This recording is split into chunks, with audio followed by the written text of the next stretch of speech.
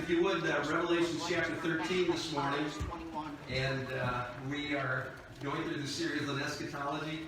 I have been, it's not a verse-by-verse through Revelations, not even close to that. We've been hitting some highlights, and as you can see from the outlines, of course, that you received, there's not like a 3 points in a poem type of thing. We were just talking about several of the major events going through a series, of course, in eschatology. And so we're well into this, but we've passed the time of the rapture and the resurrection of believers. We went into the tribulation period. Last week, we were in Revelation 13 talking about Antichrist. And this morning, and it is a holiday weekend, 4th of July weekend, so we're going to talk a little bit about religion, world religion, and particularly here in America, as we introduce the false prophet. And so if you have your Bibles, turn with me to Revelation chapter 13. And I'm not going to read the entire beginning of Revelation 13, but we did introduce the Antichrist last week. And we saw, at the beginning of verse number 1, we saw this, I'll just start reading, and I'm not going to read this whole thing. We're going to be jumping down to verse number 11 in just a moment here. And I stood upon the sand of the sea and saw a beast rise up out of the sea, having 7 heads and 10 horns, and upon his horns 10 crowns, and upon his heads the name of blasphemy. And the beast which I saw was like unto a leopard, and his feet were as the feet of a bear, and his mouth as the mouth of a lion.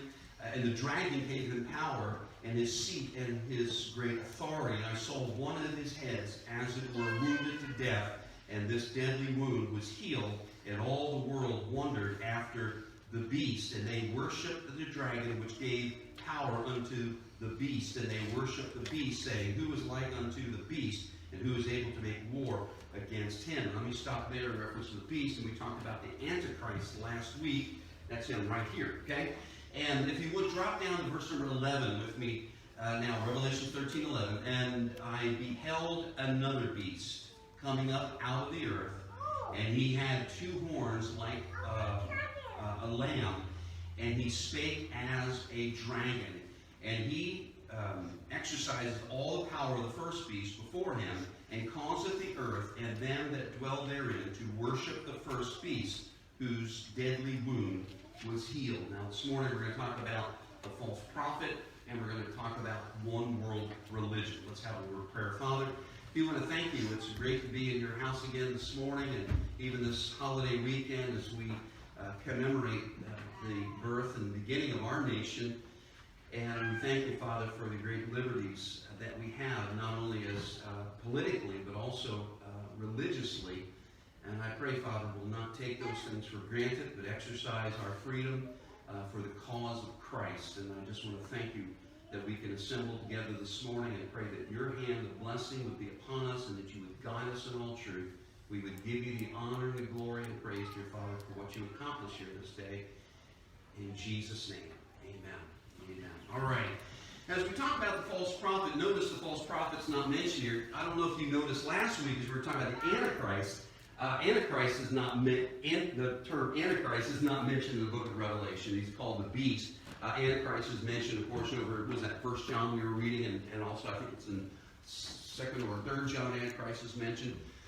And so the terms are not always there, but the person is there. And when it comes to talk about the false prophet, you don't see the term false prophet till, I think it's, if you would, chapter 16. Did I write that down? Yes, I did. 16:13. If you just turn over to page 2, and it says, And I saw the 3 unclean spirits like frogs come out of the mouth of the dragon, and out of the mouth of the beast, that's the Antichrist, and out of the mouth of the false prophet. And so there you see the term false prophet in chapter 16, and you'll see it again when the false prophet and the Antichrist are cast into the lake of fire. You'll see that term again. So you'll see the term false prophet used in the scriptures, but here in this particular place where we're introduced to the false prophet, he's not there. All right.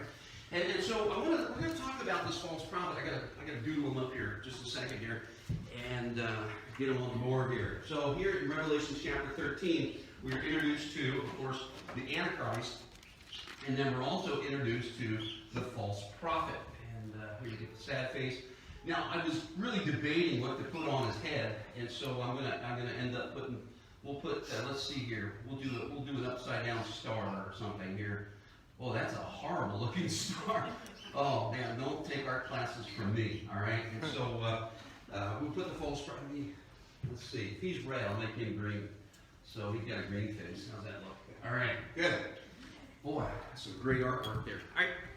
So these are the Antichrist and the false prophet are kind of like the dynamic duo of the tribulation. They are hand in hand. They work together. And we see them introduced here in chapter 13, and then we begin to see their action. What we have here is a combination of political and religious authority, and that's found here in this portion of Scripture. And what so often is depicted, of course, is that one world, and I know this is going to look horrible, but we'll just have to get that in there. We get this one world religion and one world government summed up in these two things, and that is the false prophet and the Antichrist. Now, state-run religion is not, of course, is not going to be a new thing for the tribulation. That's what this is, right? It's going to be a state-run religion. And state-run religion is something that has existed probably since the beginning of religion. You see it, you still see it today. We're celebrating, of course, our national birth here, the 4th of July. We have tremendous religious freedoms here in this country. That was not always the case. The United States of America, of course, came... I'm too close to the camera. I saw that. They're looking right at my belly. United States of America, of course, we came from colonies. And the colonies that we came from did not always exercise religious freedoms. For instance, one of the early colonies, the Massachusetts Bay Colony, they were Congregationalists. And for the most part, if you were not a Congregationalist, you were really not welcome there. As a matter of fact, there were many people that were persecuted there in Massachusetts and had to leave. They were beaten, they were imprisoned for doing anything that was against the congregational form of religion, which was wrapped up in also in their political system. Pennsylvania, of course, what was the state religion of the colony of Pennsylvania? Quakers. Okay, they were a lot more tolerant than many other groups, but there were some limits as far as the Quakers were concerned. I was born and raised in Delaware, and Delaware they were founded by Dutch reformers, and so it was a reformed church in Delaware. You cross the state line, the colony line, into Maryland. Who were they? Maryland. Okay. That was, of course, the state religion of Maryland was Roman Catholicism. And then, for instance, Virginia. Virginia was Anglican. They were Church of England. I'm going to read a quote to you. This is, let's see here. This is from, I believe it's from a Baptist history book. Virginia imposed laws obliging all to attend Anglican public services. Indeed, to any 18th century observer, the legal and social dominance of the Church of England was unmistakable. After 1750, as Baptist ranks swelled in the colony, the colonial Anglican elite responded to the presence with force. Baptist preachers were frequently arrested. Mobs physically attacked members of the sect, breaking up prayer meetings and sometimes beating participants. As a result, the 1760s and 1770s witnessed a rise in discontent and discord with the colony. Some argue that the Virginian dissenters, I'll get that word right, the Virginian dissenters suffered some of the worst persecutions of antebellum America.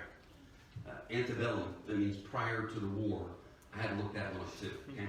All right, and so that's what it was like in colonial America. There was really, for the most part, no freedom of religion. Whatever colony you lived in, that was the religion that you were expected to practice, with an exception.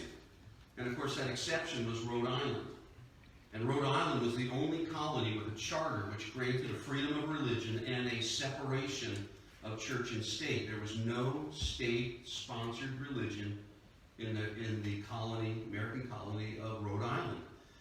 The Rhode Island colony was established by two men, Roger Williams and John Clark. John Clark being a Baptist minister, and Roger Williams, who used to live in Massachusetts, but because of his feelings towards tolerance of religion, he was, if you would, he was basically imprisoned and then kicked out of the colony.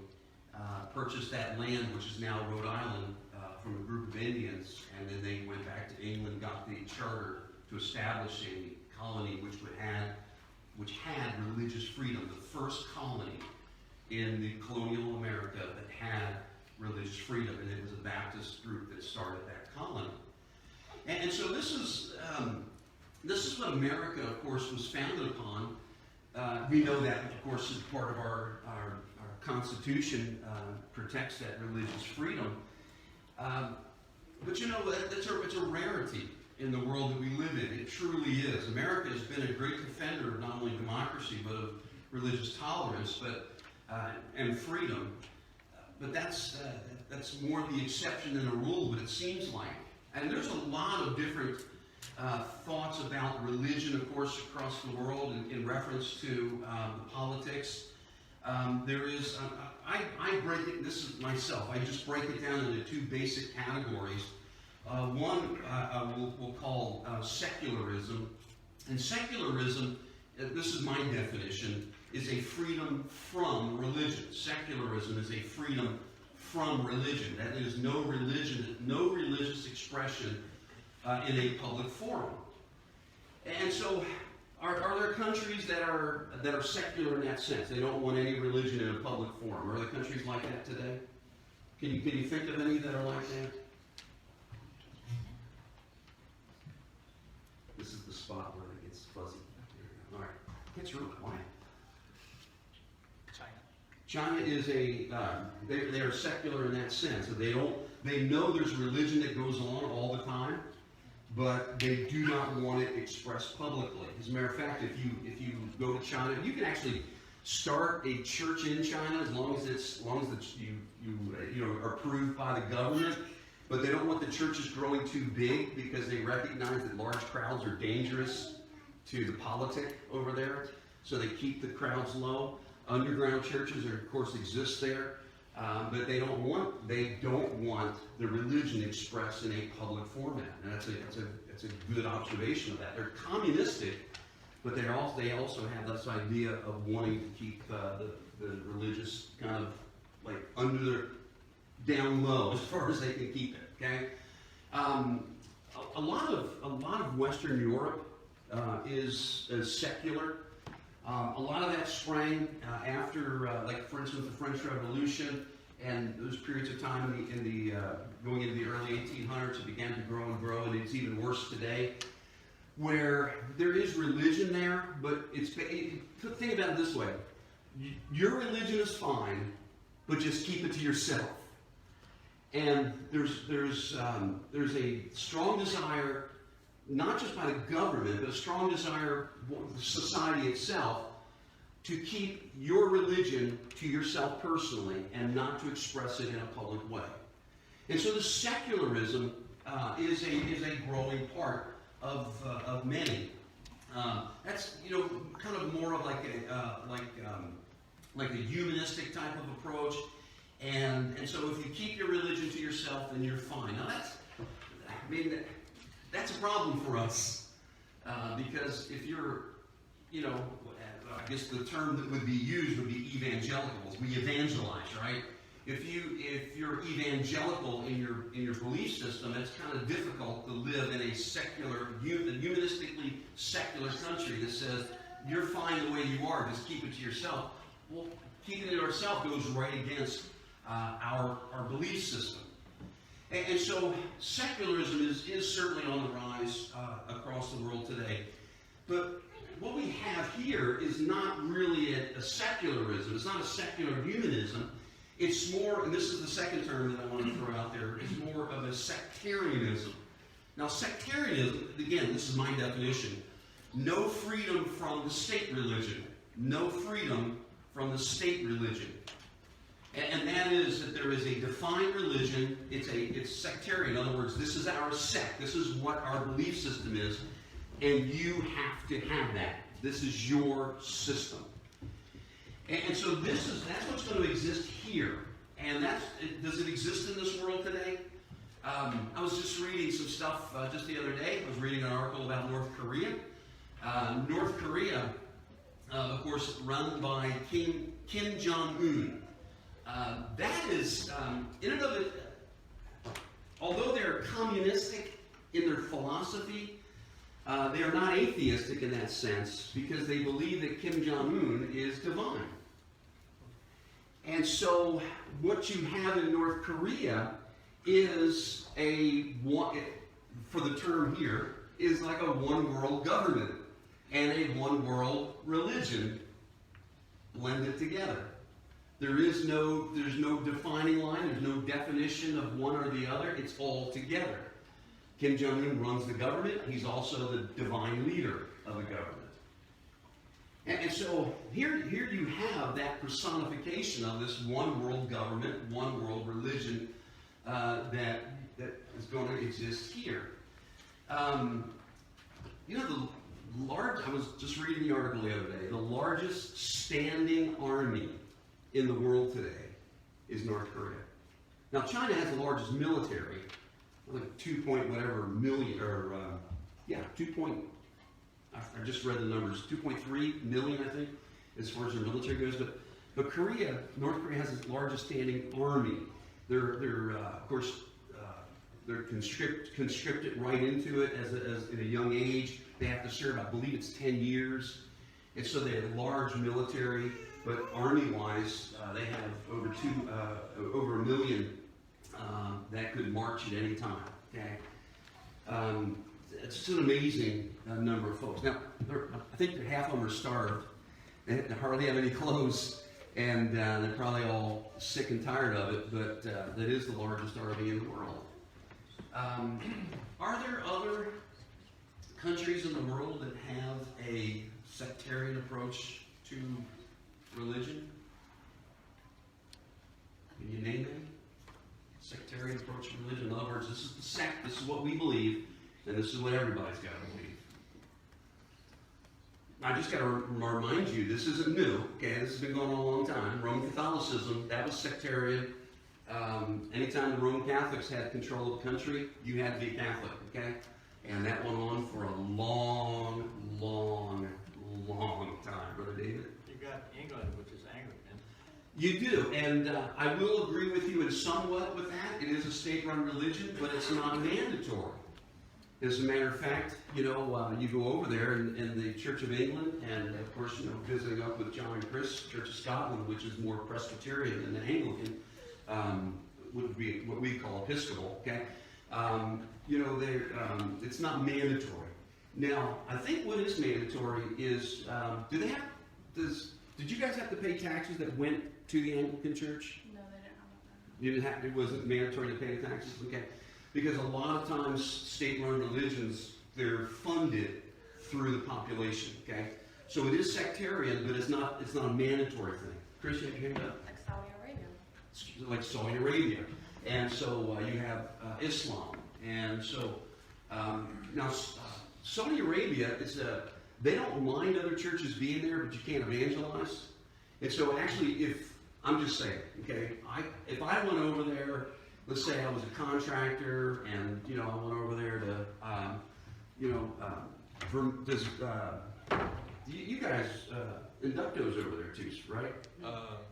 We were, but okay. There really wasn't much going on there per se. Okay. So because nobody needs to dig in the sand. Is that what you're saying? We don't dig. We don't dig. We melt. We melt. Oh, I'm sorry. I got my Vermeers and my inductos now mixed up. So yeah, we melt there, things. but it's mostly. So it's so hot it already melts. Pretty much. Okay, gotcha. It's handled out of India. Okay. So, Tom goes over there. This is per se. Tom goes over there for business. He goes over there, meets a couple other expats over there. They decide to have a church service, and Tom's, he's staying in a really nice oasis kind of place. They really set him up good, And So if they held services there, for the most part, the Saudi Arabian government would not have a big problem with that, as long as it's you and your other expats, and as long as you didn't evangelize with other people. So, but yeah, for the most part, Islam is a big proponent of sectarianism. Yeah, your Afghanistan's, your Bangladesh, Yeah. your Pakistan's, and also almost Stands, yeah. India in a sense, Yes. because they have something they like, Uh-huh. and they're starting to apparently persecute much more than Yeah. they have historically. So not as bad as the other ones, but Right. it's kind of there. So Getting there. India was the second largest populated country on the planet, next to China. Of course, it's Hindu, and so as a matter of fact, was it Bangladesh split off of India? I forget what year that was, and it was a religious dispute. That separation between the Indians and I guess are they Muslim in Bangladesh? And so that split was over religious dispute over secularism. Okay, so secularism is a big part of a one world religion, and of course it is just by definition. If you're not in this sect, then you're not welcome here, and so you have to make that choice. Let me just point this out. As we just kind of get through this quickly here, for generations, Baptists, many of the Protestant groups have always pointed to the Roman Catholic Church as being the one world religion of the end times. And if you pick up any book from the 30s or the 40s or the 50s or the 60s, you see it all the time. You see the Pope as being the false prophet. You see the Roman Catholic Church as being the one world religion of the tribulation. And I don't know if that's necessarily true.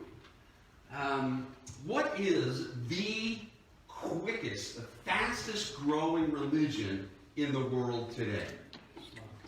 Islam. It is the fastest growing religion in the world today. And I believe it's the Pew Research has put out the statistics a few years ago. I read an article. They believe by 2055, the Muslims will outnumber the Christians at that point. In other words, because of the fast growth, they will outnumber Christians in the world by 2055. Okay. One of the main reasons this is a quote, again, this is another quote, let me just mention this. Global Muslim populations is expected to grow at a faster rate than Christian population due primarily to the young age and high fertility rate of Muslims. Okay, that's a direct quote from an article that talked about that date about, did I get that date right? Did I say 2055? It's 2050, so you get 5 less years, okay, to prepare for it. The Roman Catholic Church, that was their philosophy generations ago. And that is big families, big families, big families. No type of birth control. That was unspiritual. You can't do that. You've got to have big families, big families. That was their method by which the Catholic Church continued to grow exponentially. And that is simply by birth. Because in Catholicism, you are born a Catholic. In Islam, you are born into an Islamic family. You're a Muslim.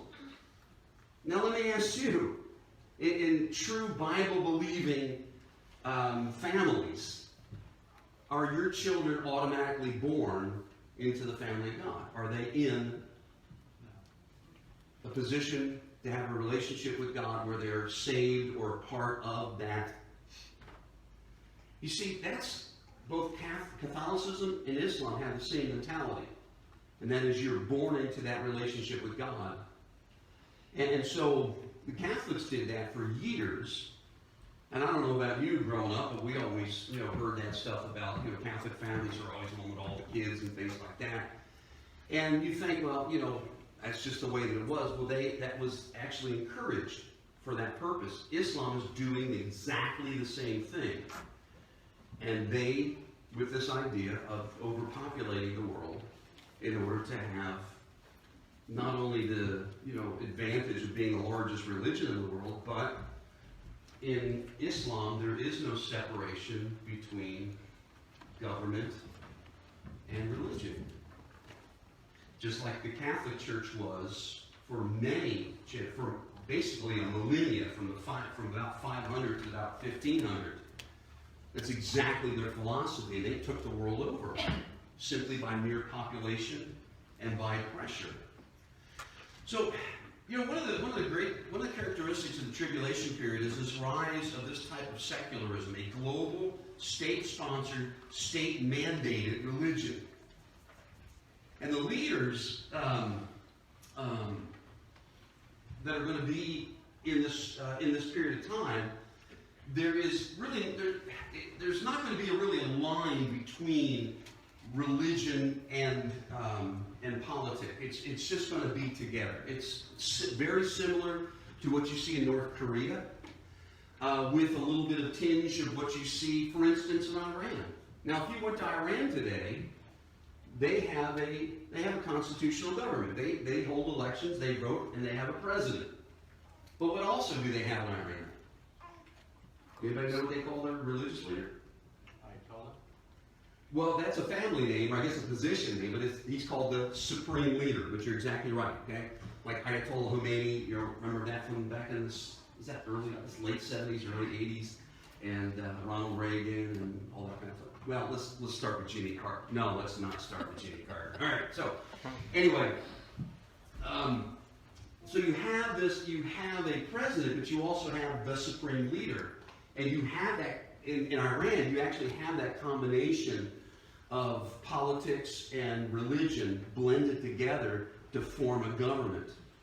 And so when we get to this end time, this is the type of government religion that we're going to see. It may be this combination of what you see in North Korea and what you see in Iran.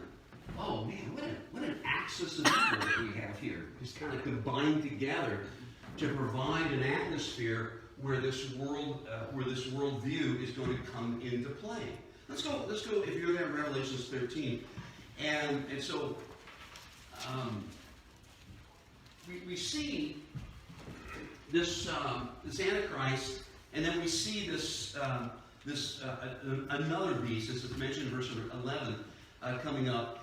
And we see that in verse number 12, he's exercising power of the first beast. In other words, there's really not this idea where one is more superior than another. It's almost like they're co-leaders together. In verse number 12, and he's causing the earth that dwell that worship the first beast, whose deadly wound was healed.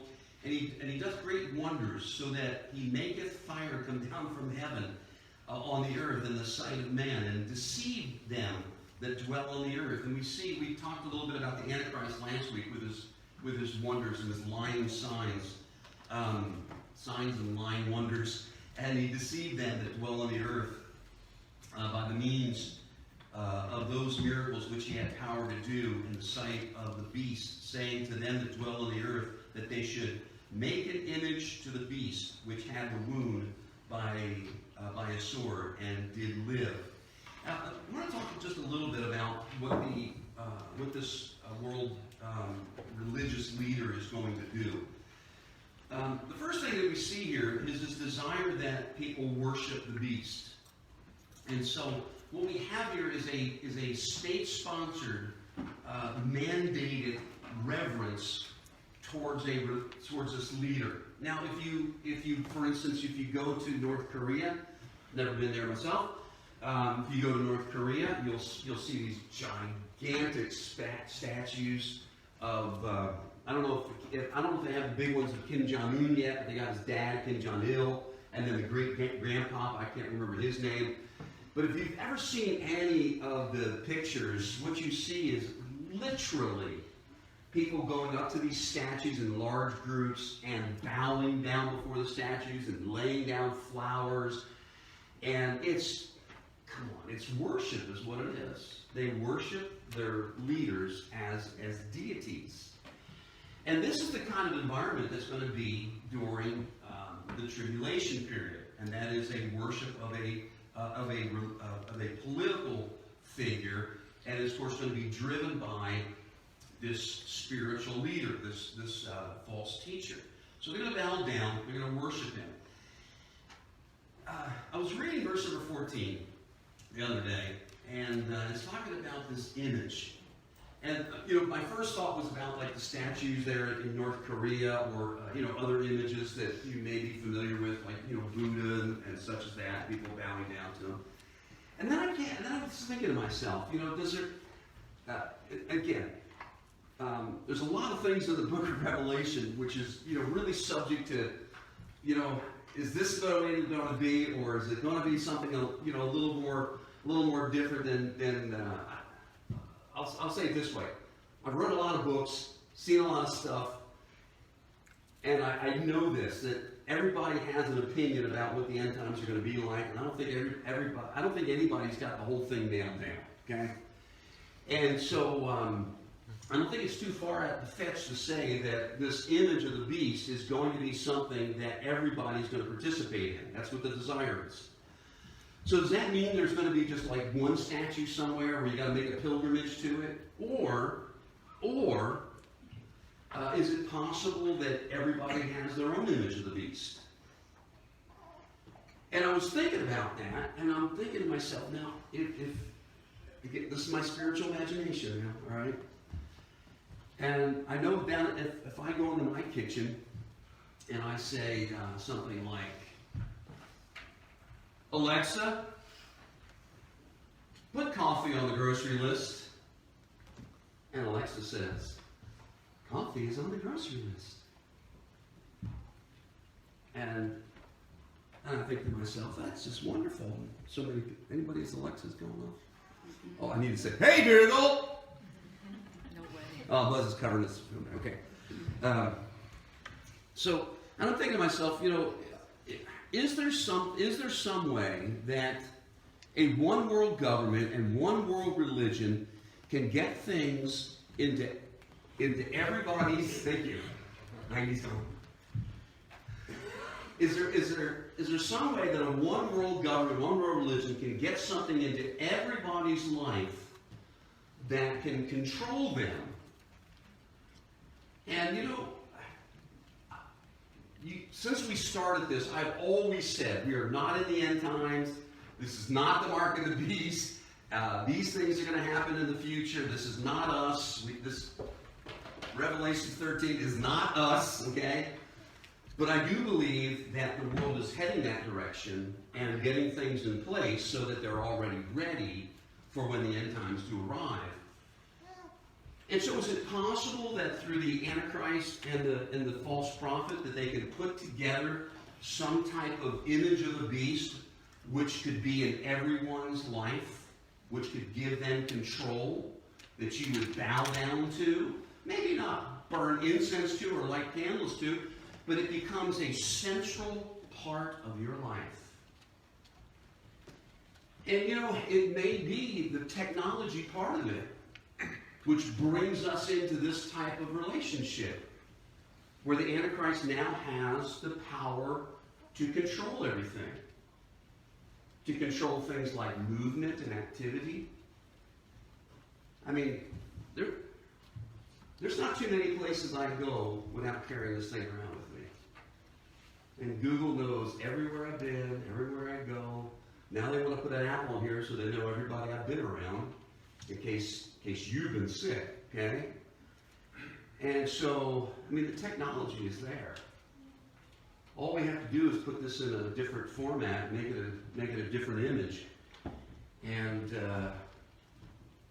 the government now issues it and said this is the image that you need to carry, because if you're going to be a part of this society, you must have one of these.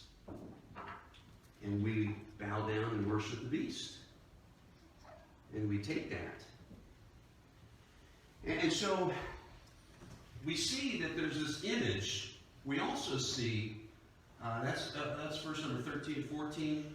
We also see in verse number 15, they had power to give life unto the image of the beast, that the image of the beast should both speak, and it calls that as many as would not worship the image of the beast should be killed. It speaks. Oh man, my Google thing speaks to me all the time. I'm not saying Google's the Antichrist, okay? There might be someday, okay? But not right now, all right? And so I'm not telling you to go home and throw Alexa out the window or anything like that, all right? Sometimes I wish I could. Is it possible that the technology part of it is going to be an integral part of what this end time and the control and the worship that we would have towards the technology, and that we would buy into this thing as this is going to control my life, this is going to be everything. My whole life revolves around the technology, revolves around this thing. It knows where I'm at, it knows what I'm doing. I can't do anything without checking with this thing. And so what we end up with is a global system that is controlled centrally through this image of the beast. And the false teacher is the one that's going to promote that.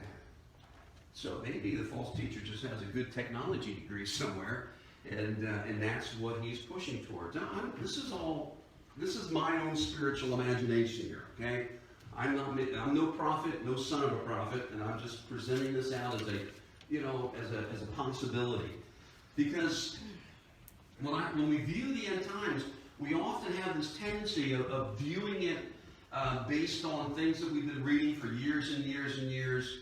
And if you ever get any chick tracts or read any of their magazines, they always depict the Roman Catholic Church as being the end time false religion, and you always see the Pope and things like that. And maybe that's the way it's going to be, but as we get further and further down the timeline here, I'm not seeing that. I'm seeing a rise of Islam. I'm seeing a rise of technologies that's getting into people's homes. It's becoming very controlling. I'm seeing individuals willing to sacrifice a lot of freedoms and liberties in order to have the technologies. And what I see is an open door for this type of control, which eventually will take place.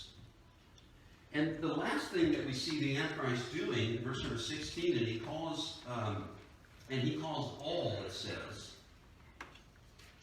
both small and great, rich and poor, free and bond, to receive the mark in their right hand or in their forehead, and that no man might buy or sell, save that they had the mark of the name of the beast and the number of his name.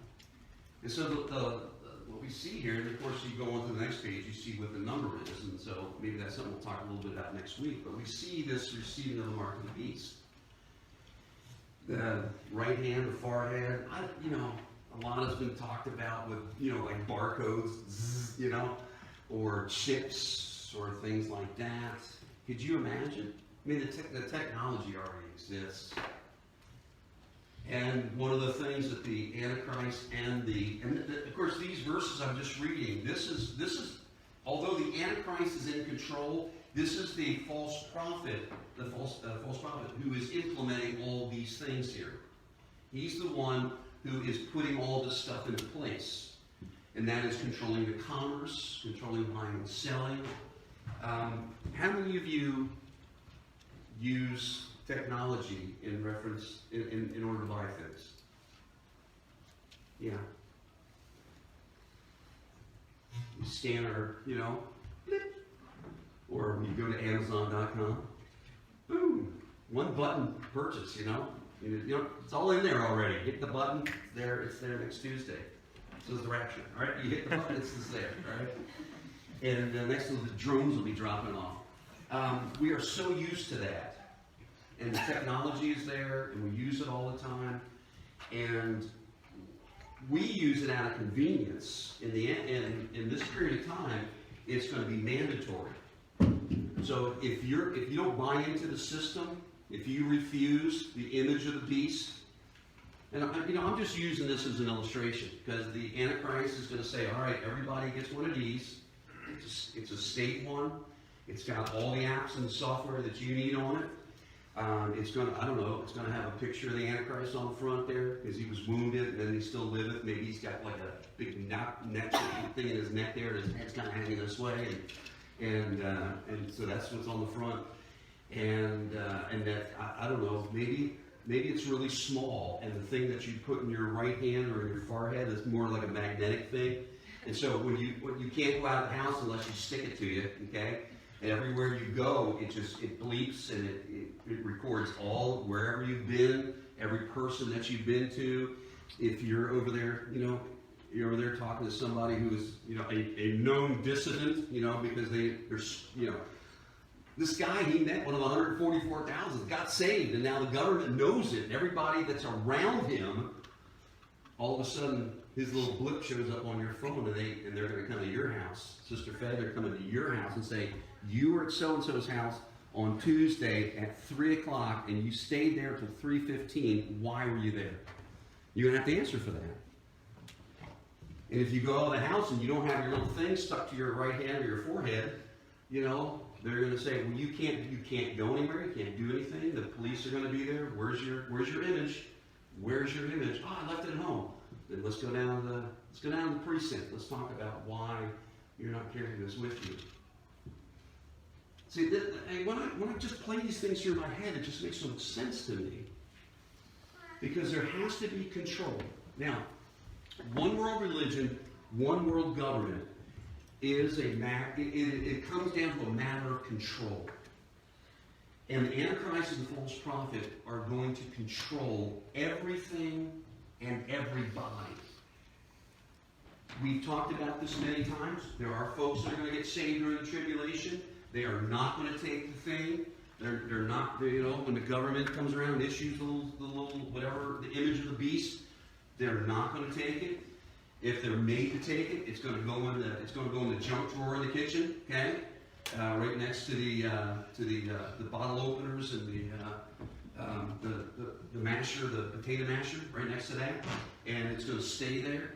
And they're not going to want to have anything to do with it. But when they try to buy anything, when they try to get on public transportation, when they try to get a job, everything they want to do in the society, they will not be able to do because it's just not there.